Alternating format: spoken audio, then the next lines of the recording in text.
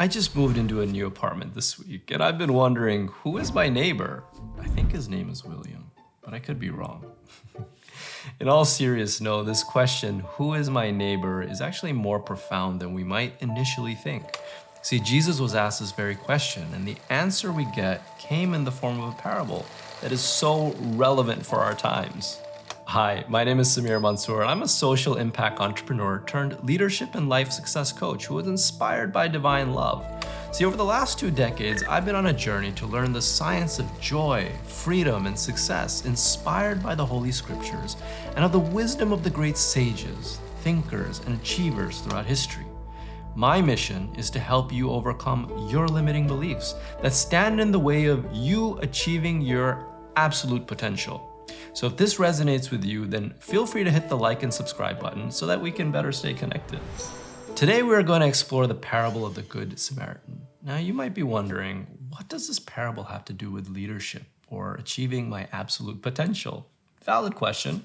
See, at a time when we're witnessing hardening of social, political, or national differences, we can certainly benefit from visible examples of compassionate leadership that transcends division, that reaches across entrenched lines of disagreement, prejudice, or conflict, that puts the baggage of the past behind to demonstrate a higher principle, that of our common humanity, that each of us are worthy of care and having our dignity upheld, even in the face of difficult differences, and the humility and strength that is required to be fully in service to the person whose presence challenges us the most. I see very few examples of this kind of loving outreach today. And this parable equips us with the lessons to be the change that we wish to see, and frankly, that we need to see in our world today. I'm pretty sure most of you have heard of the story of the Good Samaritan. It's a story that appears in the Gospel of Luke, where a man from Samaria is walking down the street when he sees a stranger who's been beaten, robbed, and left on the side of the road for dead. This Samaritan man then goes out of his way to stop and help this wounded individual. That's the short version. I'll get into the details in a little bit. Now, in this story, it's pretty easy for most of us to identify as the Good Samaritan, right? I'd venture to guess that most of us would like to. I mean, who would want to admit that they would leave this poor chap out there to suffer? It's a feel-good story, and we can feel good about meeting the bar of civility and morality that Jesus himself would approve of, right? Or is it? Is this really the lesson of the Good Samaritan? Or is there a deeper meaning that we can extract from this? One that challenges the echo chambers, the social divisions, and tribal mindedness that keep us separate from one another. One that answers the question, who is my neighbor? And what does it mean to truly love them? Jesus' parables were rarely as clean-cut and uncontroversial as the reading that I just gave. And what I mean by uncontroversial is that Jesus' parables were meant to provoke, to challenge, and to expand our limited perspectives, elevating us to a higher awareness of our true potential that we would not otherwise have arrived at without a nudge. And in this case, a provocative nudge. According to distinguished professor of New Testament and Jewish studies, Amy Jill Levine, Jesus' parables were designed to afflict, to draw us in, but leave us uncomfortable. And many of Jesus' parables did just that. They stunned us with the unexpected, with the goal of elevating thought. They blasted through our socially, culturally, or self-imposed limits of what we thought was a good enough way to live and show up in the world. So here's the setup to the scene. A lawyer approaches Jesus with what is a thought-provoking question. Teacher, he asks, what must I do to inherit eternal life? This guy is getting straight to the point. There's no beating around the bush here. Now, Jesus knows he's being tested, as he often is, so he turns the question back onto the lawyer, essentially saying, you're a lawyer of scriptural law. How do you read it? The lawyer comes back with an impressive answer. Love your Lord God with all your heart, and with all your soul, and with all your strength, and with all your mind. And, he adds, love your neighbor as yourself. Jesus seems happy with this response, affirming that he has indeed answered correctly. But the lawyer isn't quite done yet. He's trying to one-up Jesus with his intellect, so he asks him, "And who is my neighbor?" In other words, what he's asking is, and I'll quote here from now author Debbie Thomas of this really wonderful book, Into the Mess and Other Jesus Stories, Reflections on the Life of Christ. Who is not my neighbor? How much love are we talking here, Jesus? Can you be specific? Where can I draw the line?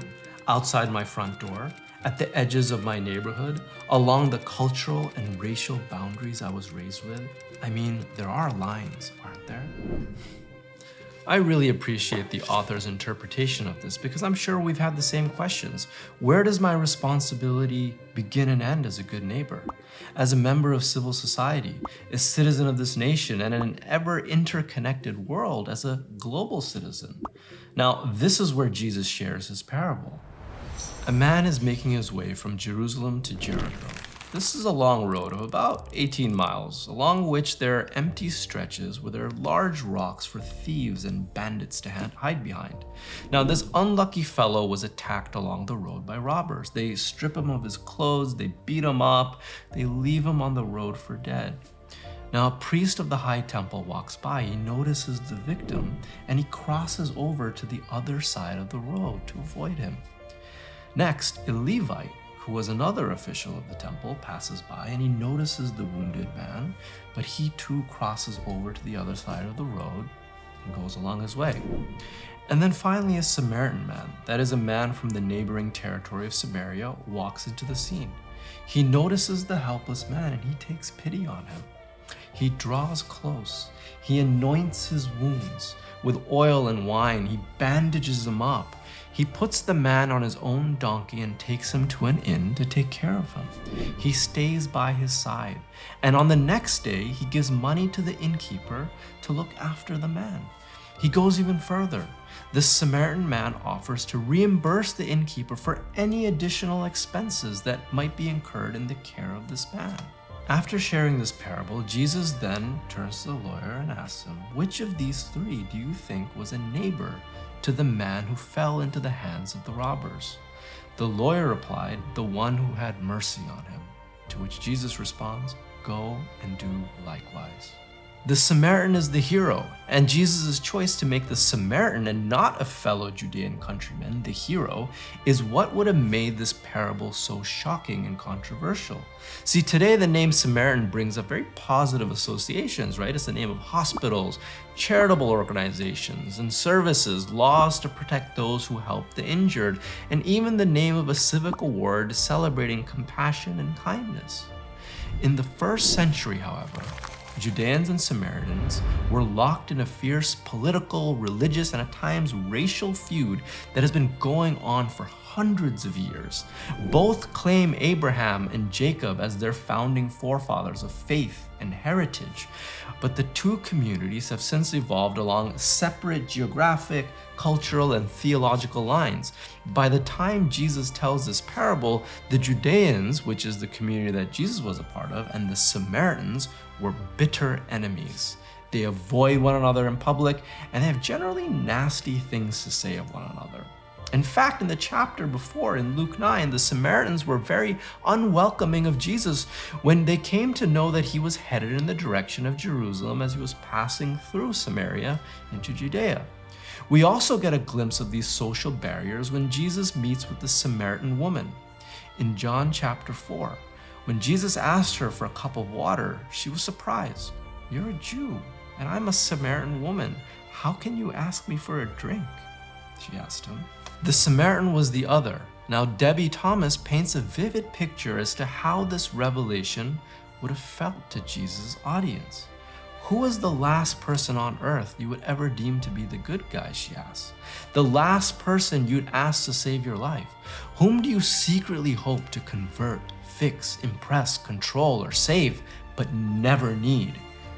This is the person who Jesus decides to make the hero of the story. This is the person who Jesus asks the lawyer to be like. It's not just a feel-good morality tale. This is a story that's designed to directly confront our prejudices and self-imposed limitations of our heart's capacity to love. Where is your personal line, the parable asks. Now, can you cross over that personal line in order to unite and heal with love? Are you starting to feel the shock value of this parable now? Now let's explore the deeper lessons of this parable by putting ourselves into the shoes, or sandals, of those characters involved. The first pair is the priest and the Levite. They didn't want to get involved, but let's give them the benefit of the doubt. They could be in a hurry. They don't know who this struggling man on the road is. Could it be a trap? This is a dangerous road after all, right? Is he a robber, or is he a victim? Is he a friend, or is he a foe? Perhaps somebody else will help. It's probably best not to get involved. They might have had these thoughts, right? Whatever the reason, they noticed, they probably felt bad, and they moved on with their lives. It's easy to judge them from our vantage point, but it's also easy to locate ourselves in their position as well. How many times have you walked right on by a person experiencing a need? Perhaps on your way to work, or perhaps on your way back from an evening out. How many times did you decide it's better to stick to your own lane and not cross over? That you just didn't have the time right now. Do I get involved? Do I say something? What's my responsibility here? How far should my heart extend itself? These are just some of the questions that Jesus is challenging us with in this parable. Perhaps we have more in common with the priest and the Levite than we originally thought. The second position we can take is that of the Samaritan. This is the person who sees the suffering and decides to act. Notice the extent of his care. He noticed and he took pity. His heart is moved. He draws close to the wounded man as opposed to those who actively walk to the other side of the road. He applies oil to clean the man's wounds. He provides comfort. He provides wine to disinfect. He bandages the man's wounds. He puts the wounded man on his own donkey and walks him to the inn. He stays by him through the night. He pays for the man's stay with his own money. He then provides extra money for the man's care and promises the innkeeper he will provide additional expenses as necessary. How far would you have gone? The Samaritan expresses the neighborly ideal when he does the controversial and the unexpected. He crosses over the social, cultural, ethnic, and religious lines in order to express love all the way. You too get to ask yourself, how far would you have gone to help someone in need? Let alone someone who you absolutely don't agree with. Can you bring to mind someone who you are most unlikely to serve? Maybe it's your physical neighbor by proximity. Maybe it's a family member with whom there's been a challenged or strained relationship. Perhaps it's someone who you've had a disagreement with recently in person, online, or even in the workplace. Whoever comes to mind, your neighbor is the person who challenges you and your heart's capacity and willingness to express love fully. Overcoming this mental, emotion, or physical barrier is how we achieve our absolute potential. Nowhere does it say that the Samaritan asked for the person's name, background, political or social views, nationality, or religion as a precondition for his help. He doesn't even ask for reimbursement. To serve without conditions, especially someone who challenges us, is one of the highest forms of love in action. The 14th century Sufi poet Hafiz once wrote, "And still after all this time, the sun never says to the earth, 'You owe me.' Look what happens with a love like that. It lights the whole sky." Now ask yourself, what do you get to adjust in your perspective so that you can demonstrate radical compassion that crosses over lines that most of us leave uncrossed and upholds our common humanity just like the Samaritan did? The third position that we can place ourselves in is perhaps the most interesting position. It's that of the wounded person left for dead. This is the only character in the story who's not identified through labels of profession, nationality, religion, or his social status. Perhaps this is what makes him the person whose identity that we can most readily assume. If we start here, we also start with the most humble and therefore expansive viewpoint. Let me explain. I was in a car accident some years ago, and I recall in the aftermath that I could not move. My body was in a state of utter shock. I couldn't even make a phone call, and even if I could, my phone had flown somewhere back there upon impact, and there's no way I could find that. I just sat in a destroyed car, stunned, sad, and uncertain as I observed car after car zoom past me without stopping. Dozens of cars zoomed past me on the highway, and after what felt like a long period of time, finally someone pulled over and came up to my window. Now, I don't have a memory of their face or who they were. I do recall them asking how I was doing and calling the medics and staying with me a while. The next memory I have is being pulled into an ambulance and taken to a hospital. Now, I don't remember this person because of the circumstances of the situation, but what I do remember was how I felt. When desperate for help, anyone who shows up and demonstrates compassion or support becomes our personal angel and hero. Have you ever been in a position where you desperately needed someone's help?